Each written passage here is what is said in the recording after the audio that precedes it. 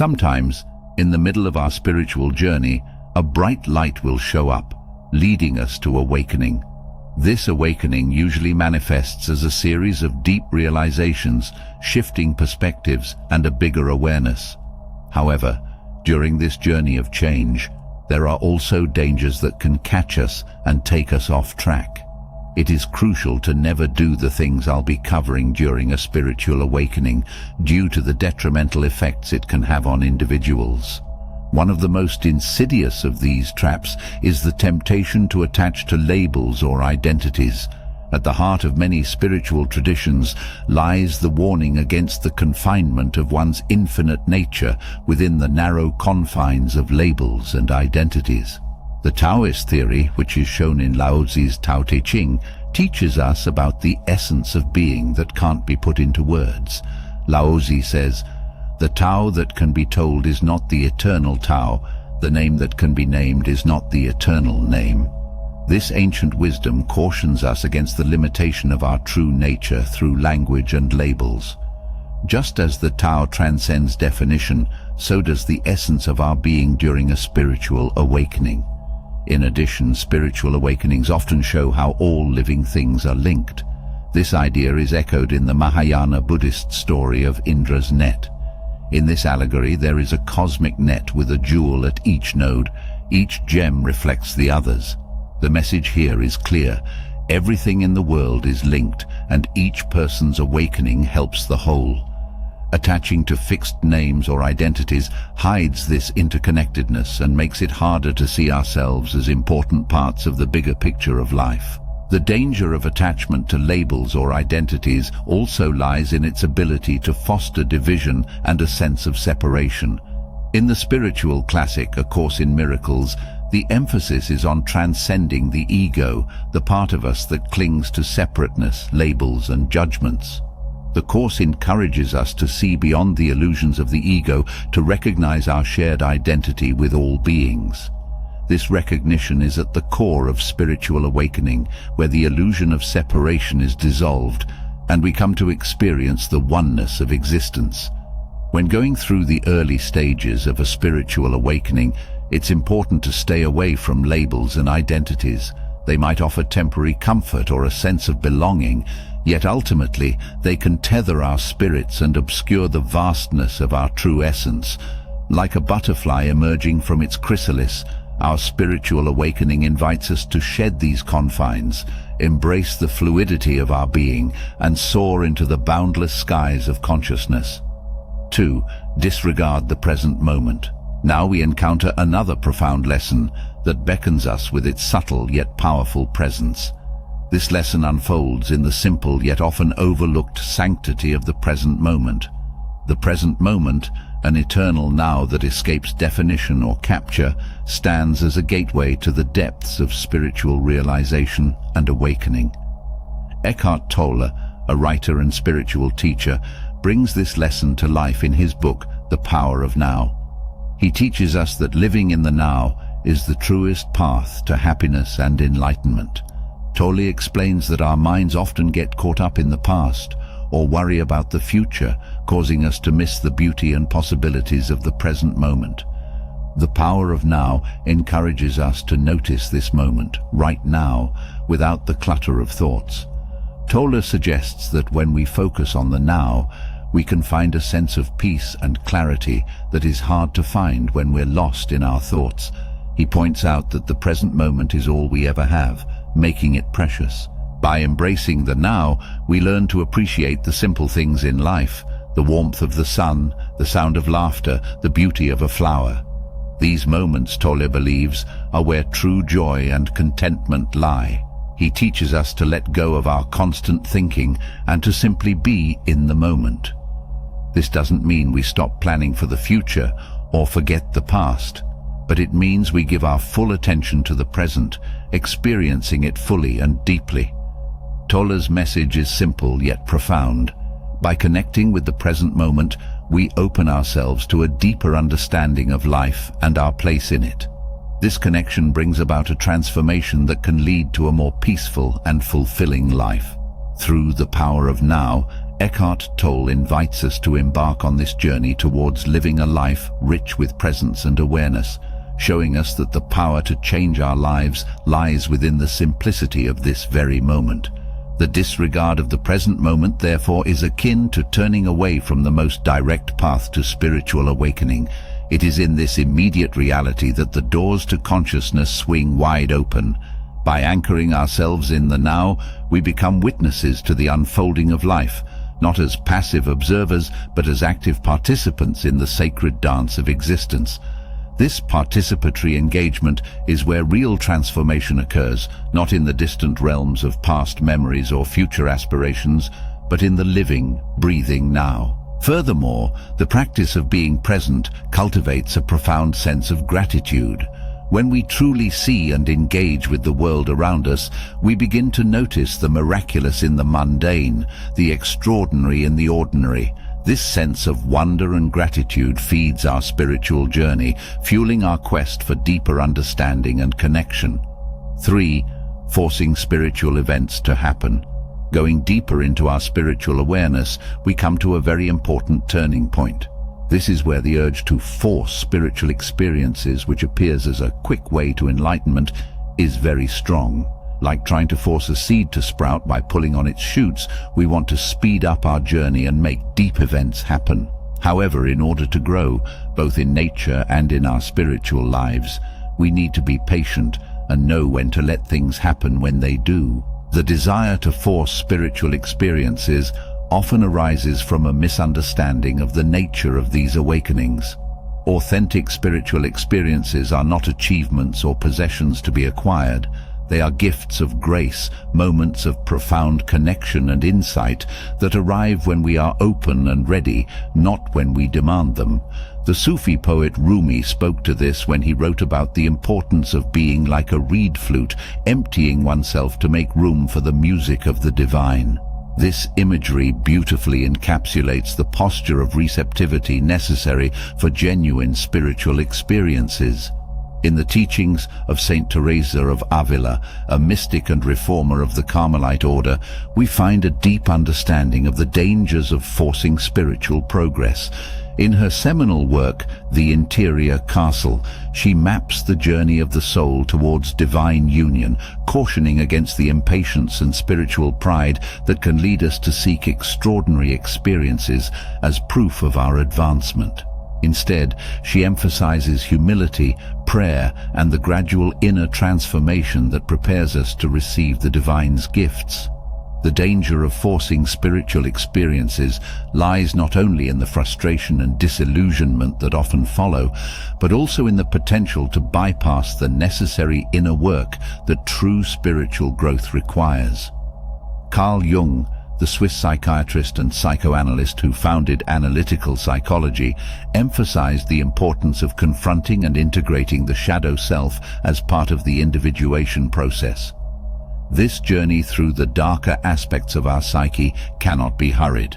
It is a crucial element of spiritual awakening that unfolds in its own time. 4. Neglect self-care. Now a crucial realization dawns upon us, the paramount importance of self-care. In the early exuberance of our awakening, it's tempting to immerse ourselves entirely in the pursuit of spiritual growth, often at the expense of our physical, emotional, and mental well-being. However, true spiritual progress cannot be divorced from the care of the whole self. Just as a tree cannot reach towards the heavens without deep roots to nourish it, our spiritual aspirations must be grounded in the holistic care of our being. Similarly, Christian monasticism, a tradition dating back to the early centuries of Christianity, offers a profound insight into the harmony of spiritual and physical care. Monks and nuns dedicate their lives to spiritual growth, prayer, and the service of others, yet they also place a strong emphasis on the discipline of self-care. Living in monasteries, these spiritual seekers follow a structured daily routine that balances work, prayer, communal activities, and personal reflection. This routine includes periods of silence, fasting, and physical labor, which are seen not as harsh disciplines, but as vital components of their spiritual journey. In monastic communities, the principle of ora et labora, which means pray and work, underscores the balance between spiritual duties and physical activity. The labor, whether it involves gardening, cleaning, or other tasks, is performed with mindfulness and is considered a form of prayer. This integrated approach to life cultivates a sense of inner peace and presence that supports deep spiritual growth. It teaches that caring for the body is not separate from nurturing the spirit. Rather, it is an expression of gratitude to God and a necessary foundation for a fruitful spiritual life. Just as a well-tended garden yields a bountiful harvest, the monastic emphasis on regular, balanced routines of prayer, work and rest fosters a holistic well-being. This model of living encourages us to view self-care not as a luxury or a selfish indulgence, but as a sacred responsibility. The journey towards self-care in the context of spiritual awakening involves a dynamic balance. It's about listening to our bodies, honoring our emotions, and caring for our mental health, even as we seek to transcend these aspects of our existence. The practice of mindfulness can be a powerful tool in this process, bringing our attention to the present moment and allowing us to tune into the needs of our body and mind with kindness and awareness. 5. Suppress shadow aspects. Venturing further into the depths of our spiritual awakening, we encounter a vital yet challenging aspect of our journey, the acknowledgement and integration of our shadow aspects. The shadow, a term popularized by Carl Jung, refers to those parts of ourselves that we choose to repress or hide from our conscious awareness, often because they do not align with our idealized self-image. These aspects might include traits such as jealousy, anger, selfishness, or any other qualities we deem unacceptable. The suppression of these shadow aspects is a natural impulse, an attempt to maintain a coherent and positive self-identity. However, in the context of a spiritual awakening, this suppression can become a significant barrier to true growth and understanding. The integration of the shadow is not about indulging in these repressed aspects, but rather recognizing and accepting them as a part of our whole being. This process is crucial for a couple of reasons. Firstly, it fosters a deeper sense of self-awareness and authenticity. As we acknowledge and accept our imperfections, we become more genuine and compassionate, both towards ourselves and others. Secondly, by bringing these shadow aspects into the light of consciousness, we diminish their power to control our actions and thoughts unconsciously. This leads to greater inner freedom and a more profound sense of peace. In the mystical traditions of Kabbalah, the concept of tikkun olam, or repairing the world, speaks to the importance of acknowledging and transforming the shadow aspects of the world and ourselves. This process of transformation is seen as essential for bringing about a more harmonious and divine state of existence. Practically, the work of integrating our shadow can be challenging. It requires courage, honesty, and the willingness to face uncomfortable truths about ourselves. Practices such as mindfulness, journaling, and therapy can provide valuable support in this process, helping us to gently uncover and embrace the hidden parts of our psyche. The goal is not to achieve perfection, but to cultivate a deeper and more compassionate understanding of ourselves as complex, multifaceted beings. 6. Holding on to grudges. A formidable obstacle that can hinder our progress is the reluctance to release grudges and forgive those who have wronged us.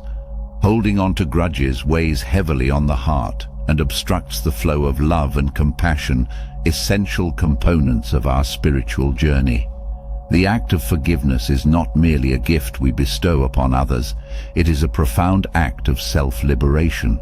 When we hold on to resentment and anger, we carry the burden of those emotions within us, poisoning our own hearts and minds. As the Buddha eloquently said, holding on to anger is like grasping a hot coal with the intent of throwing it at someone else. You are the one who gets burned. Forgiveness is the antidote to this self-inflicted suffering, offering us the opportunity to release ourselves from the shackles of resentment and find inner peace. In the Christian tradition, forgiveness is central to the teachings of Jesus Christ. His message of love and compassion extends even to those who wrong us, as exemplified in his words on the cross. "Father, forgive them, for they know not what they do."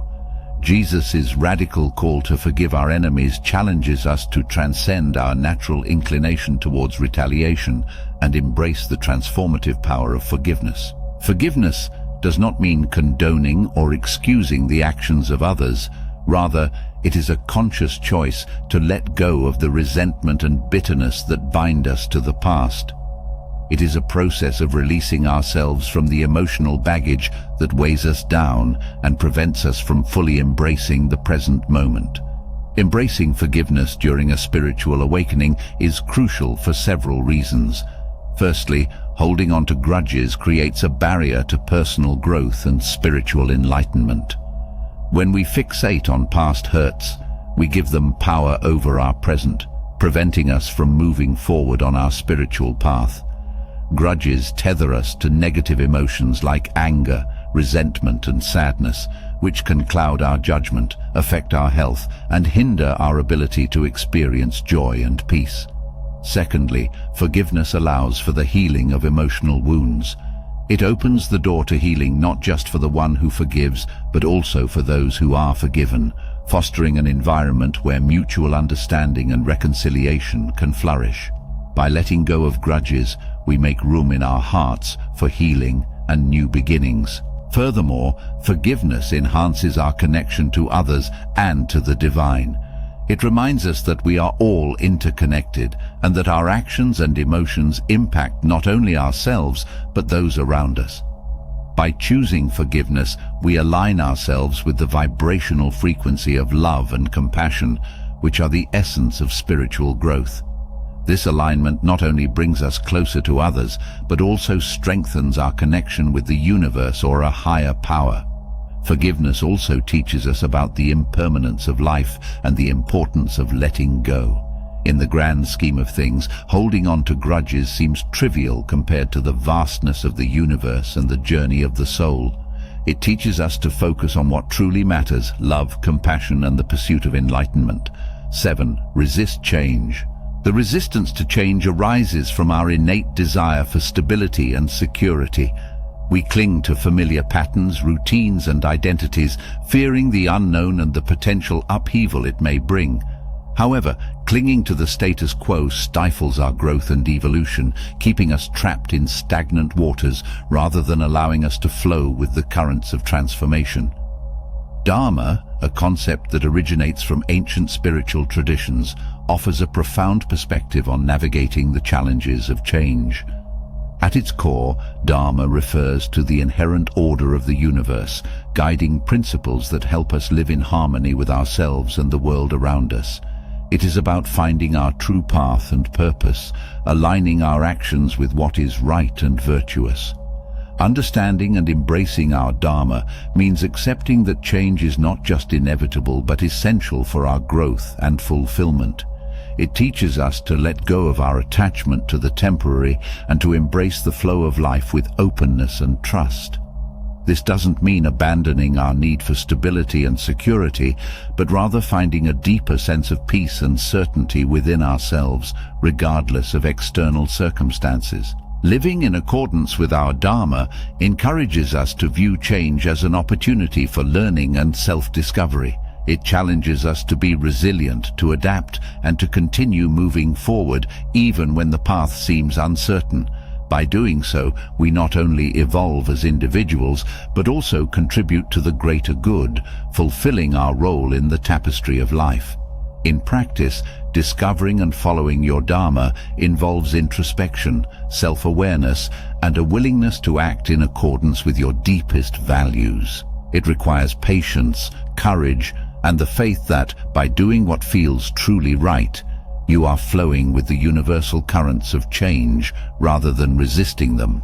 In essence, Dharma offers a guiding light through the turbulence of life, encouraging us to embrace change with grace and wisdom. It reminds us that, while the journey may be unpredictable, Our capacity to navigate it with integrity and purpose is the key to a life of meaning and fulfillment. 8. Seeking external validation. In the pursuit of spiritual growth, it is all too easy to become ensnared in the web of seeking approval and validation from others, mistaking external recognition for true inner fulfillment. However, the pursuit of external validation only serves to tether us to the ever-changing tides of worldly opinion, obscuring the radiance of our authentic selves. The allure of external validation stems from a deep-seated need for acceptance and belonging, rooted in our human desire for connection and affirmation. Yet in the pursuit of validation from others, we relinquish our power to define our worth and identity, allowing external judgments to dictate our sense of self. This external locus of validation perpetuates a cycle of dependency, where our sense of worth becomes contingent upon the fickle opinions of others. Seeking external validation during the process of awakening can significantly impede our growth for several reasons. You see, external validation is transient and unpredictable. People's opinions and societal norms shift constantly. If we base our spiritual progress on these shifting sands, we may find ourselves lost, constantly changing direction to meet external expectations rather than following our true path. This instability can lead to confusion and a sense of being unmoored, which is counterproductive to the grounding and centering that a spiritual awakening aims to achieve. Along with this, seeking external validation can distract us from our inner voice and intuition. Our spiritual journey is unique to us, and what feels right and true for one person may not for another. By looking outside ourselves for approval, we risk silencing our inner guidance, which is a critical compass on our spiritual path. It's this inner voice that often leads us to our most profound insights and breakthroughs, guiding us towards healing and growth. Moreover, relying on external validation can lead to a performative approach to spirituality, where the focus shifts from genuine self-discovery and growth to maintaining an image that is deemed acceptable or admirable by others. This can not only stifle our spiritual evolution, but also lead us to adopt practices or beliefs that are not in alignment with our true selves merely for the sake of appearances. At its core, a spiritual awakening is about coming home to ourselves, recognizing and honoring our inherent worth, and cultivating a sense of peace and fulfillment that is not dependent on external circumstances. This requires a steadfast commitment to our inner work, a willingness to face our shadows, and the courage to stand in our truth, even when it doesn't conform to the expectations of others. 9. Forget the journey is ongoing. It is easy to fall into the trap of viewing spiritual awakening as a destination to be reached, a fixed point of enlightenment or realization. However, the truth is far more nuanced and expansive. The journey of spiritual awakening is not a linear progression with a clear beginning and end. Instead, it is a cyclical process of death and rebirth, of shedding old layers of conditioning and stepping into new levels of awareness and understanding.